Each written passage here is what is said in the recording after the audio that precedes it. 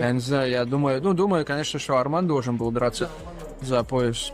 Но, не знаю, вот сейчас, если Арман, будем честны, Арман сейчас не подерется. Подерется Пимблett с Gaethje, кто бы из них не выиграл, подерутся с Топурией. Это еще год должен Арман выставить. Я на интервью говорил, что с Усманом хочу подраться. Что-то медиа не верит в этот бой, я смотрю. Но мое личное мнение, Усман переедет этих всех пацанов, которые сейчас новые появились там. Тот же Моралес, тот же вот этот Пратес ударник.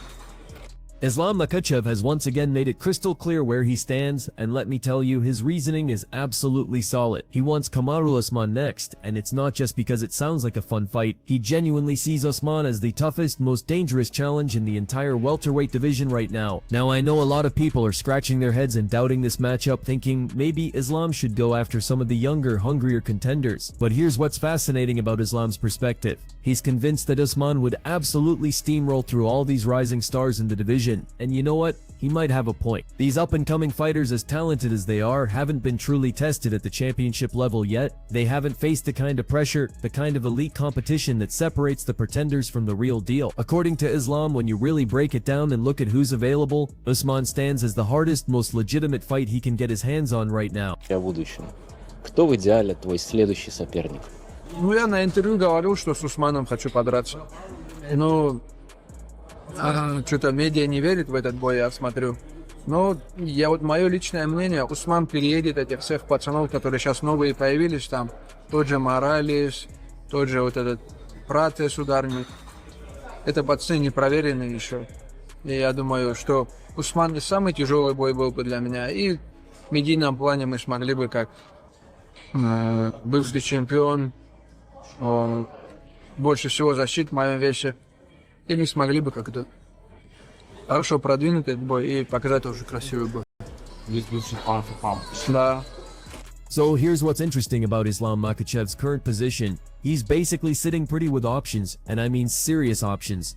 The guy admits that he's got many possible opponents now that the welterweight division has become way more active than it's been in years. Think about it. This division used to feel stagnant, but now it's buzzing with contenders and storylines. Islam's take on this is pretty refreshing too. He believes the division is absolutely loaded with quality options, and here's the kicker. He's not even slightly concerned about who the UFC decides to throw at him next. The man has already made it clear to the promotion that any opponent is perfectly fine with him, and that's the kind of confidence you love to see from a champion. Why? Because he's planning to stay at this weight class for the long haul. He wants to hold that belt for years, not months, and he feels completely comfortable and natural competing in this division. That's championship mentality right there. Вариантов много, если честно, на мой вес сейчас как-то ожил welterweight. Я думаю, сейчас вариантов очень много. Посмотрим, мне без разницы. И все должны предложить скоро. Я сказал, если им бы не было без разницы, потому что я чувствую, что я смогу долго в этом весе себя пояс сохранить и себя там комфортно чувствовать. Meanwhile, we've got Shavkat Rakhmonov stepping into the conversation, and man, he's asking some really intelligent questions that deserve attention. He's calling out Islam Makhachev, but he's doing it in a way that shows he's been paying close attention to the details. Shavkat praised Islam's performance at UFC 382, and rightfully so, it was impressive. But here's where his fighter IQ really shows through. He's questioning whether that performance tells the complete story about where Islam stands as a welterweight. He wants to dig deeper and find out if Jack De La Hoya Maddalena simply had one of those off nights that every fighter experiences, or if Islam is genuinely as elite and unstoppable as he looked inside that octagon. As Shavkat put it himself, I think Islam had a great performance at UFC 382, but I want to find out if Jack De La Hoya Maddalena just had an off night or if Islam is truly an elite fighter and as good as he looked. That's the kind of analytical thinking that separates good fighters from great ones. Similarly, Michael Morales is chomping at the bit to get his hands on Islam Makhachev, and this guy is not holding back or playing it safe with his words. He's making it crystal clear that he plans to speak freely and has absolutely zero intention of toning anything down to be politically correct. His goal is ambitious but straightforward. He wants to earn Makhachev's respect through either his grappling game or his striking, and he wants to do it with Khabib watching from ringside, close enough to see every single exchange. The confidence in Morales is palpable when he talks about this potential matchup. As he put it, I know Islam and his team don't like guys like me who aren't afraid to express themselves, so I'm going to make him love me through my grappling or my striking alright in front of Khabib, and I honestly can't wait for it. Carlos Preetz is also weighing in with some insider perspective, sharing that he's been hearing consistent rumors about Kamaru Usman being next in line to face Islam Makhachev for the title. His theory is that Makhachev is pushing for this matchup partly because they share the same management team, which could make negotiations smoother. Preetz acknowledges that the fight would be genuinely difficult for Makhachev, probably the toughest test of his welterweight run, but even with that challenge in mind, he still doesn't see Usman pulling off the victory when it matters most. Como é que é você, assim, em termos de confiança? Você acredita que a próxima luta vai ser pelo cinturão? Você acha que vai precisar Eu mais uma rodada? acredito que se o Kamaru lutar pelo cinturão, eu tenho que fazer mais uma luta. Se não for o Kamaru, não acredito muito que vai ser eu. Você acha que só ele pode falar da campeão, né? Acho que sim. Pelo que eu tô ouvindo aí, acho que sim. E o que você acha dessa possibilidade de Kamaru Usman de disputar o cinturão? Ele é mais campeão, ele tem nome e tal, mas... Mano, tem muita coisa envolvida, né, mano? Tem o que o Makhachev quer, os dois são mesmo empresário. O cara já é um dos maiores de todos os tempos aí da categoria, pra mim o maior. Então, o que vier vai ser bem feito. Eu acredito que se não for essa luta de cinturão, eu vou fazer mais uma e vou. E você acha que o Usman tem alguma chance de vencer o cinturão, ou você acha que é uma rodada fácil pro Makhachev? Não, acho que fácil não, mas não ganha. Acho que o Usman não... On a completely different note, there's this massive wave of excitement building around the UFC White House card, and honestly, the hype is reaching fever pitch levels. This all started when Donald Trump dropped the bombshell announcement that there will be 8 to 9 title fights stacked on this historic card. Can you imagine the insanity of that many championship bouts in one night? Fans are absolutely losing their minds with excitement at the possibility of seeing Islam fight on that card, and many believe it would be the perfect cherry on top of an already incredible cake if the UFC manages to book Islam versus Ilia Topuria. The fan-made posters are already circulating, people are dreaming about the matchup, and the anticipation is building to incredible levels. However, and this is where it gets really interesting, Khabib completely disagrees with these ideas, and his reasoning is actually pretty thoughtful when you break it down. He's been very clear that he does not want Islam Makhachev fighting on the UFC White House card, and it's not because he doesn't think Islam can handle it. His perspective is that this event should have a specific focus on American fighters representing their country. In Khabib's view, having a matchup between a Georgian fighter and a Russian fighter simply wouldn't be the right fit for that particular stage and setting. He believes that a White House event should showcase American athletes going up against international competition, with clear storylines about representing the United States, and that's exactly how he thinks the entire card should be structured and built from the ground up. Expectations, would you like to see, Umar or Islam on that card? I think if you're making in White House fight, it have to be more American fighters. I think it have to be more American fighters. It's very interesting. If Georgian fighter fight against Russian fighter, it's not interesting in front of White House. It's have to be something like American fighters represent their country and they fight against other guys. It seems like it's have to be like this. The way how I see it. Islam Makhachev has provided some really insightful context about why Khabib is so hesitant about the White House event, and it goes way deeper than just the location or politics. According to Islam, Khabib's concerns are rooted practical fight preparation issues. Khabib believes that certain high-profile locations and events come with way too many unknowns and potential distractions that can seriously disrupt a fighter's preparation routine. He's worried about the extra responsibilities, media obligations, security protocols, and logistical complications that come with such a unique venue. Makhachev points to his fight in Australia as a perfect example of what Khabib is worried about. During that fight week, Islam and his entire team had to manage so many new unexpected issues and challenges that they hadn't anticipated. The different time zone, unfamiliar surroundings, changed routines, media demands, all of it combined to make that bout significantly more difficult and stressful than they had expected going in. Now, when you consider that the White House event is a complete first-time situation for everyone involved, fighters, UFC staff, security, everyone, literally no one knows how it's going to run or what kind of complications might arise. Khabib's philosophy is simple. Why take unnecessary risks with unknowns when you can control the environment and focus purely on fighting? He simply doesn't want his team dealing with complications that could be avoided by choosing a more traditional venue. Хабиб недавно во влоге Адама Зубайраева сказал, что не хотел бы, чтобы ты дрался на турнире в Белом доме. Вы с ним уже обсуждали эту тему? Честно, еще не обсуждали эту тему. Хаиб иногда бывает говорит, что в Абу-Даби тоже особо не хотел бы, потому что бывает отвлекающих факторов очень много. Именно в Абу-Даби, может быть, даже в Белом доме то же самое. Первый турнир, мы не знаем, как что подойдет, но мы уже на таком уровне, что мы должны заранее все спланировать, все, что, например, тот же бой мой в Австралии, много чего пришлось сделать по ходу боя, много там моментов было, которые впервые в жизни мы столкнулись, и из-за этого был такой тяжелый бой. Из-за этого, может, и Хаиб говорит, что мы знаем, как что будет, и особо не хочет там что. Here's where things get frustrating for Islam Makhachev, and honestly, you can hear the annoyance in his voice when he talks about this.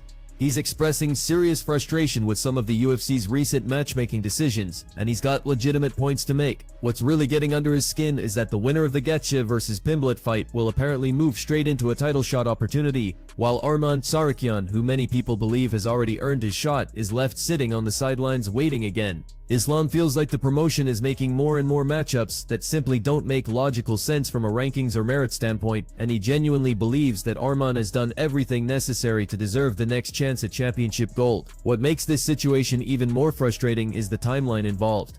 In Islam's view, this matchmaking decision means that Arman will be forced to sit out for even longer, possibly another full year or more before getting his well-deserved opportunity to fight for the belt. That's a significant chunk of a fighter's prime years, and Islam clearly thinks it's unfair to someone who has put in the work and earned his place in line. Ситуация в легком весе, и с Арманом в частности. А то, что дали это Gaethje, да, конечно. Не знаю, пусть организация обижается, но сейчас все больше непонятных боев для меня. Я не знаю, я думаю, конечно, что Арман должен был драться за пояс. Но, не знаю, вот сейчас, если Арман, будем честны, Арман сейчас не подерется. Подерется Пимблett с Gaethje, кто бы из них не выиграл, подерутся с Топурией. Это еще год должен Арман выстаивать. Не знаю. Тяжелое, конечно. Но у меня тоже было так же в карьере. Я 10 боев провел, чтобы добраться до пояса. 10 победных боев. Арман, наверное, надо чуть подождать, потерпеть теперь.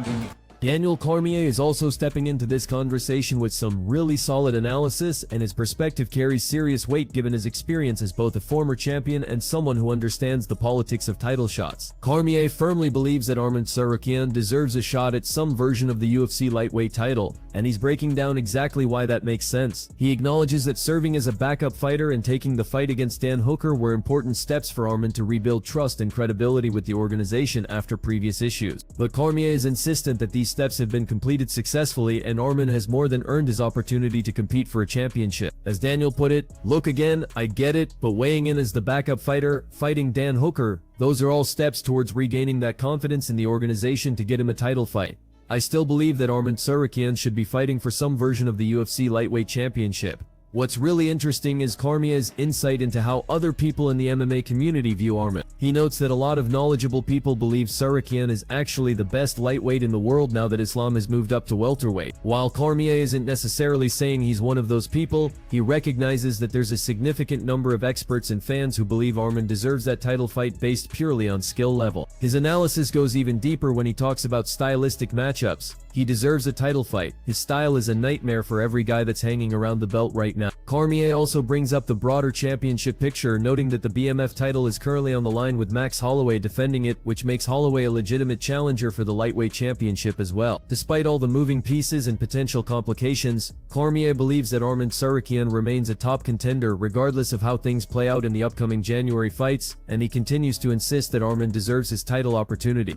As he added, "There's gonna be a champion in January. The champion is also going to be back sometime next year. The BMF title is on the line. Max Holloway defends that thing again. Now he is a viable challenge for the lightweight championship. Arman Tsarukyan, I would think he's either exactly where he started, or if we get through January, I don't know if he's gonna be further away than he was. I think it's crazy. This guy is the #1 contender. He has to get an opportunity." Speaking of the BMF belt, Justin Gaethje is already looking ahead and strategizing his path back to both titles. He's eyeing a potential rematch with either Max Holloway or Charles Oliveira to claim that BMF belt, and his reasoning is pretty sound. Gaethje believes that if Ilia Topuria moves up in weight and creates an opening in the division, it would clear the path for him to face either Holloway or Oliveira again, giving him the opportunity to secure both his lightweight title shot and the BMF belt in one strategic move. Topuria, right? Because we'd love to see you unify the belt with Ilia Topuria if things go to plan at UFC 324. But do you believe that Topuria hangs around the division? Are you hoping you get a chance to unify the belt against him, or do you think he might be going up to do this whole Islam thing potentially? Who knows, maybe at the White House or something. I guess I don't really have an opinion. I mean, if he went up, I would just be the champion, which I would, you know, I'm not going to complain about. But I think what that leaves open is the chance for me to get a rematch against Max Holloway or Charles Oliveira, get my belt and get the BMF belt. And ultimately, that was the script I've been speaking into existence since the Fiziev fight. I thought I was going to fight Ilia in January, and then I was going to fight Max or whoever had to be Max or Oliver. Now they're fighting, but before it was just Max. I was going to fight Max in the White House card and then have both those belts. However, Charles Oliveira is definitely not planning to sit back and watch other people make moves without him. Do Bronx has set his sights firmly on another title fight, and his path is pretty clear in his mind. He believes that a decisive win over Max Holloway would immediately put him back at the front of the line for the lightweight title, and honestly, it's hard to argue with that logic given his resume and fan appeal. Charles is confident that he generates way more excitement and buzz than the two fighters who are currently competing for the interim belt, and he's promising to deliver a spectacular, memorable performance when he gets his chance. His confidence is infectious when he talks about this potential fight. If he manages to beat Holloway convincingly, he feels it will completely solidify his position as the undisputed next challenger for the real championship. The man has been in wars, he's been champion before, and he knows exactly what it takes to get back to that level. O UFC não é um jogo, né? Você tem que aprender a jogar com ele, senão você vai ficando pra trás. Vamos voltar um pouco. O Topuria tá passando um momento ruim da vida dele ali, e ele pediu um momento de poder ficar, né? O Topuria pra poder ficar fora. Então a gente tem aí dois caras que vai lutar pelo cinturão em janeiro. Interino. Né? Interino. E aí, 2 meses pra frente, eu luto pelo BMF. Eu acho que, com todo o respeito do mundo, eu vendo muito mais do que os dois que vão lutar pelo título, tenho muito mais carisma do que os dois que vão lutar pelo título. Então, querendo ou não, eu já entro com o pé com força ali na beirada. O Arman, pra mim, era ele que ia lutar pelo título. O interino ou o linear, um dos dois, na minha mente ali. Porém, eu não sei o que acontece que não colocaram. Então, querendo ou não, eu acho que eu vendo muito mais do que o Arman. Então, se eu vencer, não. Eu vou vencer, vou fazer uma grande luta e eu vou vencer essa luta. E sendo uma grande luta e eu vencendo, eu acho que eu estouro a bolha e eu sou o próximo a disputar o título de novo. Meanwhile, Paddy Pimblett is making some bold predictions and promises about his upcoming fight with Justin Gaethje, and he's definitely not lacking confidence. Paddy claims he's planning to stand and trade strikes with Gaethje rather than relying on his grappling game, which is honestly a pretty surprising game plan given their respective strengths. Most people expect Paddy to use his wrestling and submission skills to neutralize Gaethje's striking, but that's apparently not going to be the case, according to the man himself. Paddy is so confident in his striking that he believes he'll actually finish Gaethje on the feet, and he's even put a timeline on it. In his view, Gaethje simply will not make it past the 3rd round, and he's comparing it to how the Michael Chandler fight played out for Gaethje. That's some serious confidence, and if he can back it up, it would be one of the most impressive victories of his UFC career so far. To be honest, because I think I'm going to knock him out, so people won't expect that. People think I'm just going to try and grapple and take him down, when I'm not. I'm going to come out and I'm going to put it on. Expecting an early knockout, a late knockout from it. Paddy is also stirring up drama outside of his own fight by taking direct shots at Arman Tsarukyan and defending the UFC's decision not to give him an immediate title shot. This is where things get spicy, because Paddy is essentially calling out Arman's character and professionalism. Paddy thinks that Arman wasn't actually injured at UFC 311 and that he made excuses because he was simply unable to make weight for the fight. That's a serious accusation in the MMA world. Questioning a fighter's integrity about injury, Paddy doesn't stop there. He's also targeting Arman for not accepting the fight with Mateusz Gamrot, who has actually beaten Arman in the past. From Paddy's perspective, turning down a fight with someone who has your number shows a lack of courage or strategic thinking. According to Paddy's analysis, all of these decisions and actions have seriously triggered Dana White, and he believes the UFC boss is absolutely doing the right thing by teaching Arman a lesson about professionalism and accepting fights when they're offered. It's harsh criticism, but Paddy is clearly not holding back his opinion. It's about 65, you know what I mean? He's got a full head of grey hair. He beat Dariush. He didn't beat Charles Oliveira. A lot of people didn't think he won that fight. On his way out of the cage, he punched the fan. Got banned. UFC probably had to pay a big fucking fee for the fella not to sue him. He then got his title shot and, oh, I've got a bad back. Fucking got beat by back pain when really he probably just couldn't even make weight. Sits out for fucking, 11 months. Gets offered the fight in the meantime against Gamrot, says no. When if I ever got offered the fight against someone who'd beat me, I'd be taking that fight immediately. Then fights Dan Hooker, headbutts him at the weigh-in. No, so like nearly ruined another main event. Like, you can understand why he's not in that position. And as much as I like Dan Hooker, lad, he's sound. He's shit. He can't grapple to save his life. He couldn't grapple if his Mars life depended on it, lad. You know what I mean? If I had that guillotine wrapped up on arm, he's going unconscious. And if Dan Hooker's nearly guillotining you... Justin Gaethje has provided an interesting perspective on Arman Tsarukyan's recent offer to help him prepare for the fight with Paddy Pimblett, and his read on the situation is pretty diplomatic, but also realistic. Gaethje's reaction suggests that while he appreciated the gesture on the surface, he felt like it was more about Arman positioning himself strategically against Paddy rather than genuinely wanting to help Justin succeed. It's one of those situations where the offer sounds nice, but the underlying motivations might be more complex than they appear. Gaethje acknowledges that Arman would definitely make an excellent training partner given his skills and fight IQ, but he's also being smart about the long-term implication. He points out that he simply cannot make major changes to his established training camp and routine at this stage in his preparation. Consistency is crucial when you're getting ready for a fight of this magnitude. Plus, there's the strategic consideration that he might end up facing Arman in the future, which would make training together now somewhat unwise from a tactical standpoint. You don't want to show all your cards to someone you might have to fight later. And Tsarukyan wants to help you train for Paddy Pimblett. Did you see that? He wants to offer his services to you. Yeah, I saw that. I mean, I would say that from my perspective, that was more of him trying to go against Paddy rather than help me. But you know, I'm not gonna go and start making drastic changes in my training camps when it comes to getting ready for these fights. Now, I trust the team that I have. I will bring in training partners, but ultimately, I'm not gonna bring in guys that I'm probably and possibly gonna fight in the future. I got nothing against. I mean, he'd be a great training partner, but ultimately, I might have to fight him one day. So that'd be not smart. Alexander Volkanovski remains laser-focused on his ultimate goal of becoming a two-division champion, and he's been very clear about the specific rematches he's targeting to make that happen. He wants to run it back with both Islam Makhachev and Ilia Topuria, and those are the fights that would truly cement his legacy as one of the greatest fighters of all time. Now, Volk is realistic about the situation. He admits that he can't just walk up to the UFC and demand a champion versus champion fight immediately after coming off a loss. That's not how the game works, and he understands the politics involved, but his plan is solid. After defeating Diego Lopes and possibly taking out another highly ranked undefeated opponent, he believes it would be completely reasonable to start pushing for those high-profile championship matchups again. The path back to those super fights requires building momentum and proving that his previous losses were just temporary setbacks rather than signs of decline. Volkanovski has always been a strategic thinker, and this approach shows he's learned from experience about how to navigate the UFC's matchmaking preferences. Well, you know, I'd love to rematch, you know, and get them wins back on like Islam Makhachev or Ilia Topuria, but I'm pretty real with it. I understand that, you know, I can't just call for a champ fight right now. I know I've got work to do in my division. Being a champion is a responsibility, and I take that serious. I know I've got guys in my division, and I don't want to hold up the division.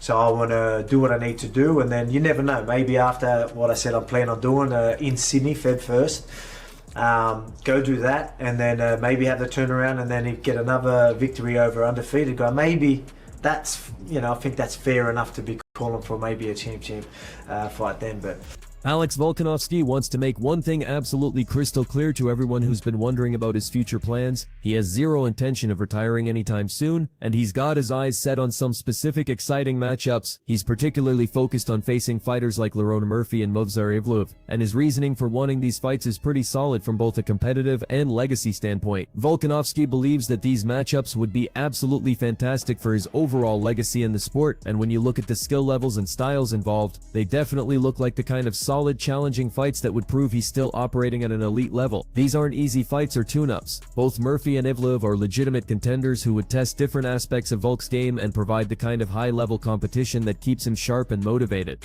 Will this be your last time in the Octagon? Yeah, I'm seeing that everywhere as well. I don't know where that come from. No, it's not. It hasn't been planned to be my last fight. So you don't need to really worry about that. I think you're going to just take it as it goes from here on, but there's definitely no plans of that. My plans are going out there and, as I told you, not taking too much damage, going out there, really setting a statement, and make it, be really impressive in there, and then maybe get a quick turnaround. I think you've got a couple of other guys as well, like Movzar, Lerone Murphy.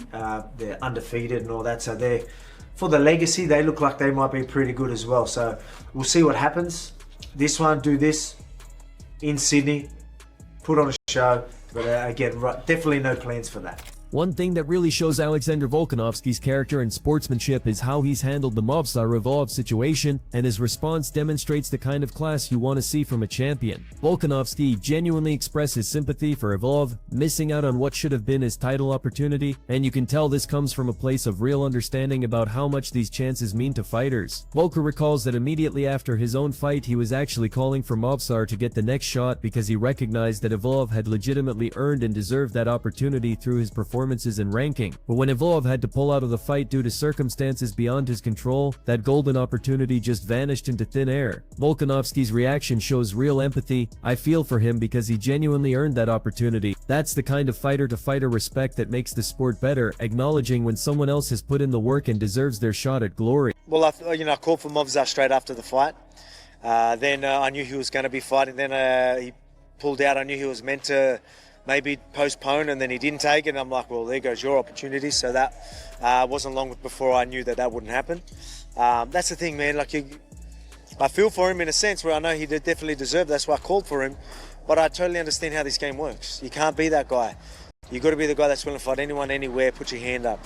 The featherweight champion is also being realistic about the path forward for both Movzar and Lerone Murphy, and his perspective shows he's thinking strategically about how the division should play out. Volkanovski explains that what happens next will really depend on whether these two elite contenders end up facing other opponents to further prove themselves, or if the UFC decides to book them directly against each other in a #1 contender fight. Both scenarios make sense from different angles. Having them beat additional top contenders would solidify their credentials even more, while having them fight each other would create a clear, undisputed next challenger. Regardless of which path the matchmakers choose, Volkanovski is making a firm promise to both fighters. He will definitely fight them afterward, and he's assuring them that they absolutely won't miss their chance to compete for championship gold. But he's also giving them some strategic advice. Waiting too long in this game simply wouldn't be wise. The window of opportunity in MMA can close quickly, and staying active and visible is crucial for maintaining momentum toward a title shot. Lerone did do that, Lerone Murphy.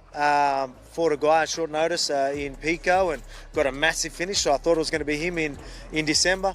Then I knew the UFC were waiting for John Silva and Diego, so I was like, oh, maybe it's going to be one of these guys. Let's see what happens. Let's see if this is going to be a fun fight. And it was, and that's where they went with it. But it don't matter.